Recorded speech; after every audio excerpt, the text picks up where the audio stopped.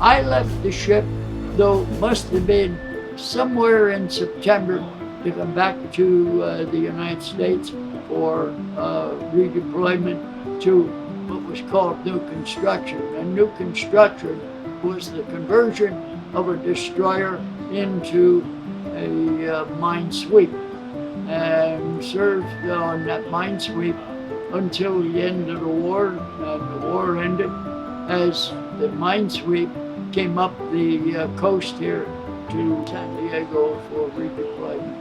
We eventually did get out to Okinawa. There were a couple of heavy hurricanes, typhoons as they're called there. We finally went to Japan after the surrender, a short time after, and then we wound up sweeping the Yellow Sea from the tip of Korea down to Shanghai. We swept all of that. And I can only say about being on a steel mine sweep is this. You know that the Navy really, really loves you. You're dear to their heart when they put you on a steel mine sweep and send you to sea to sweep mines. Mine sweeps are generally, of course today some of them are plastic, but primarily at that time, World War II, they were wood.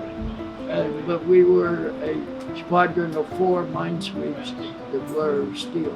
Then I come back to the States. When I was discharged, I went immediately into the active reserve and stayed with the active reserve. Finally, I went back and became USN. The Korea War started, and we were assigned to Korea. At that time, I was on the USS Hanson DDR-832. DDRs, radar ships, they were.